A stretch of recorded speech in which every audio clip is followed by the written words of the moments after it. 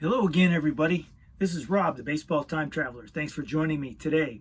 I'm going to take a little different tack from my usual documentary style video. And a few days ago, 3D 80s kid John had a live stream concerning Babe Ruth cards. And it was so fun to watch that I highly recommend you look up John's channel. He's very popular. I'm sure many of you who watch my channel are already subscribed to John.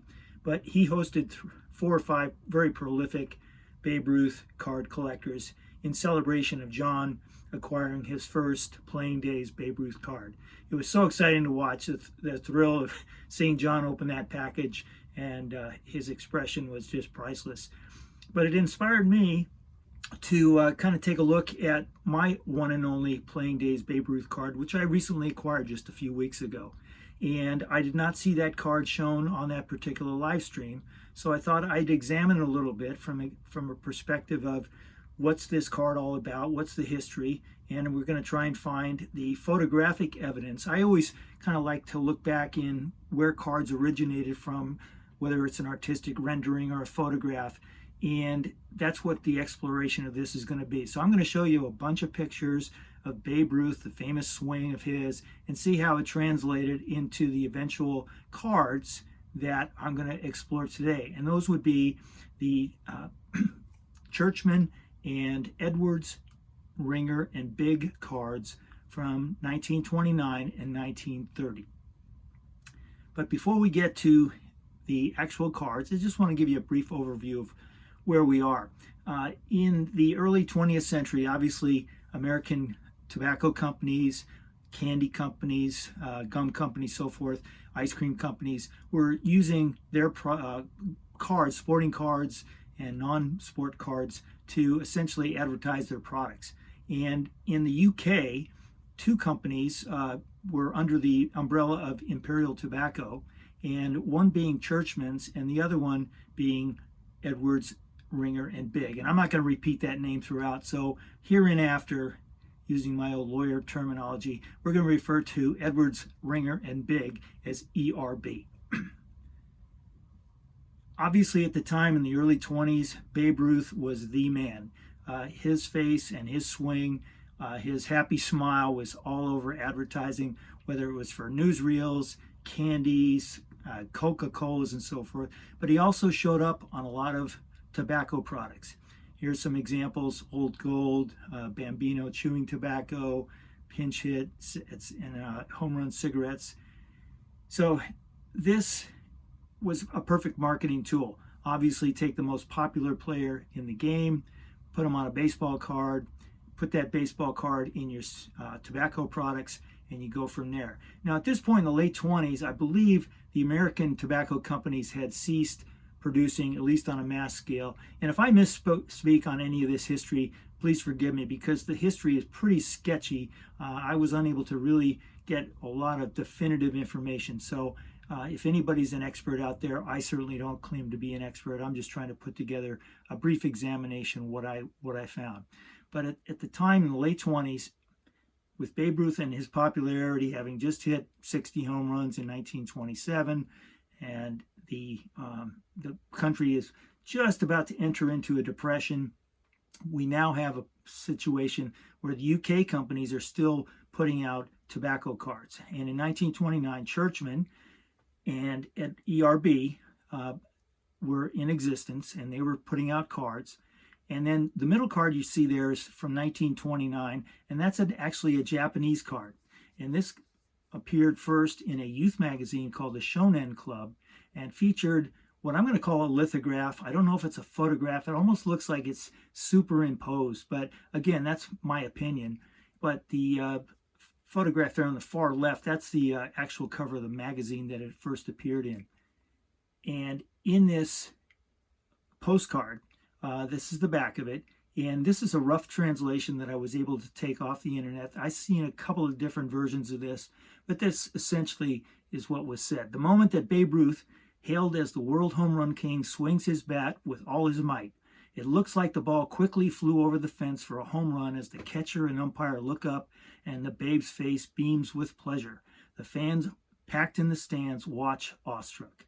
So that's the 1929 Shonen card. Then also in 29, Churchman out of the UK produced a colorized lithograph of Babe Ruth on a card in their international sports set, but the name Babe Ruth was not put on the card. You just see Churchman Cigarettes and Baseball USA at the bottom. 6 years later, ERB also put out a colorized lithograph. Again, this is virtually identical to the Churchman card, with the exception that in the upper right corner there, you don't see any indication of Edwards, Ringer, and Big. So here's a closer look at the Churchman's card, front and back. Here's the Edwards, Ringer, and Big card, front and back. And here we compare the two. It's the same language, other than at the bottom, you'll see that the advertising identifies ERB and Churchman, both issued under the flag of the Imperial Tobacco Company of Great Britain and Ireland.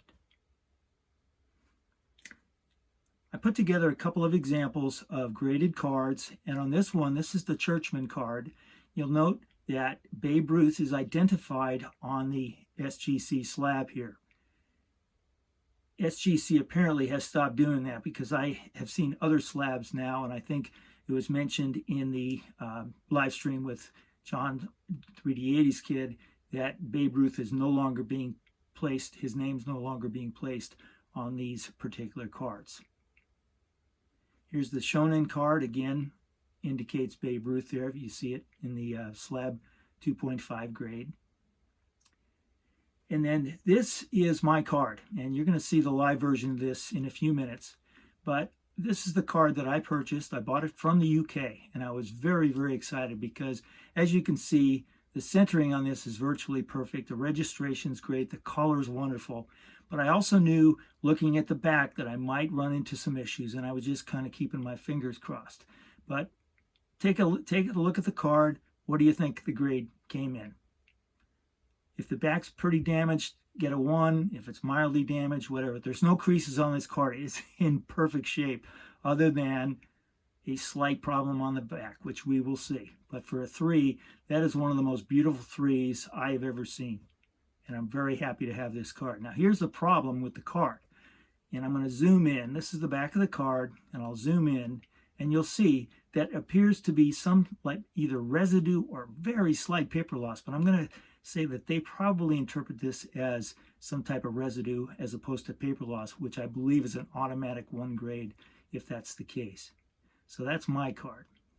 Now we're going to take a look at a series of photographs that I pulled off the internet, and many of these are very historic cards. You know, Babe Ruth is a very popular player, so many pictures of him available, but I pulled together as many as I could to try and determine where the artist may have come up with his rendering based upon his or her rendering based upon what photographs were available at the time. So here's one shot, and this one actually ended up on a 1983 stamp, which I have some, and I neglected to pull them out of my storage area, but I have 3 or 4 of these stamps, and obviously the price of a stamp has gone up a little bit.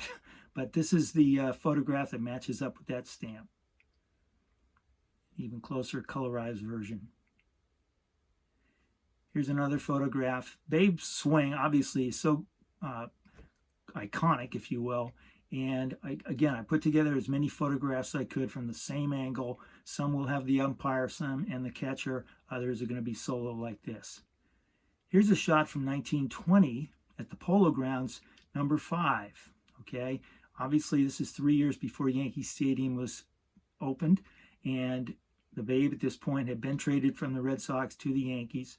And this is a photograph. Now this one, if you look at the catcher, the pose there is pretty darn close. Obviously, we're at a little later point in the swing with Babe there, probably has already hit the ball and maybe starting his way to first base. Here's another shot. Again, the angle of the bat is wrong. The legs are pretty close. I always take a look at that front right foot, and pretty close there, but the catcher and umpire don't match up. You'll also notice in the card, and I did a little research on this, that the umpire is wearing a white suit, and I couldn't find any photographs to match up with a white suit, but I did find that in 1913, the American League president allowed white suits to be worn by the umpires on holidays and games in which the U.S. president attended. But I couldn't find any photographic evidence to back that up. So this is either an artistic rendering or, and frankly, the 1913 implementation of this rule, it didn't state in the books when that went out of effect, but it didn't seem like it went too long, because all the umpire uniform pictures that I've seen in that era are basically dark colored. Okay, here's another photograph.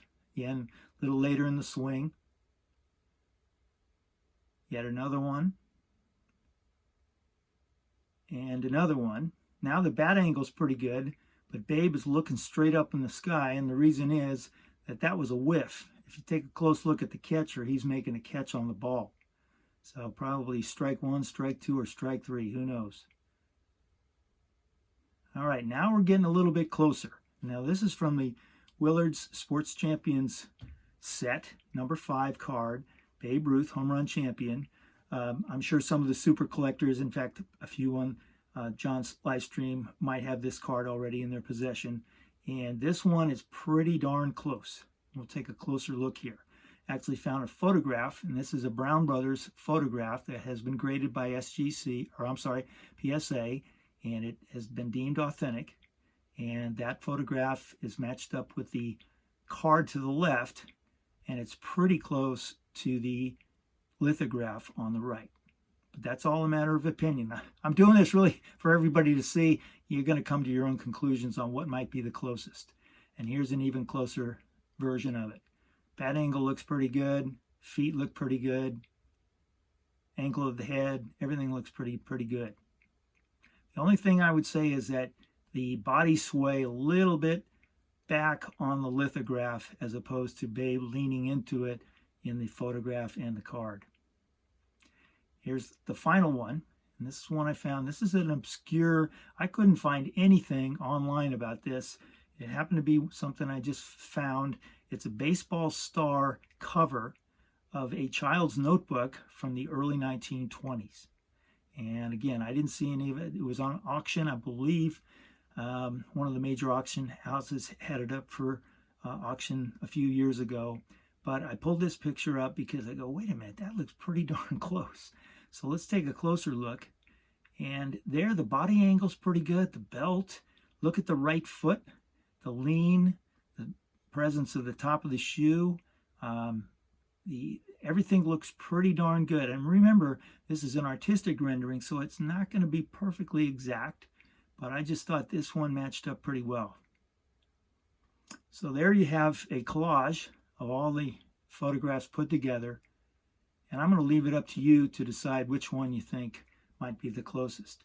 Wanted to do a quick pop report too, because this card, the Churchman, is quite popular. Obviously, 450 have been graded. There's only been 52 of the Edwards, Ringer, and Big cards.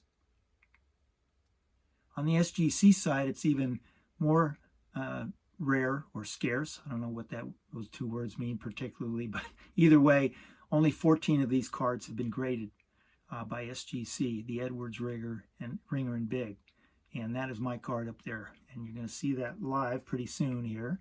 And then below you see the Churchman numbers. They graded 66 with the Babe Ruth on their slab and 108 with Baseball USA.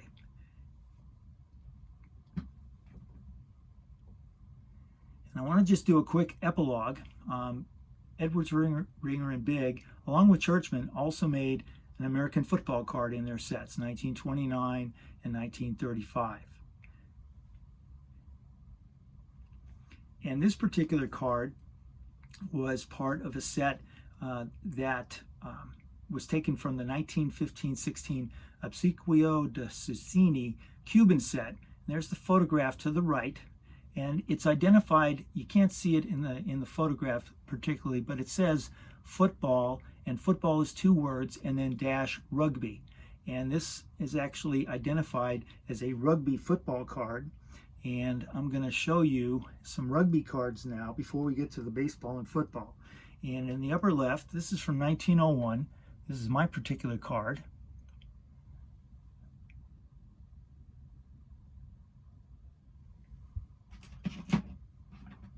And then from the upper right,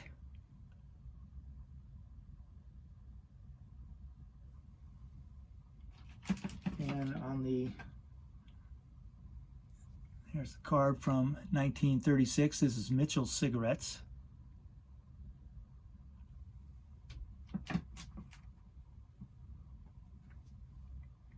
This is a card, it's Player's Cigarettes from 1928. Apologize for the lighting there. Hope you can see that. And here's a card from 1977. I think I know that guy. And I think what I'm going to try and do is improve the lighting.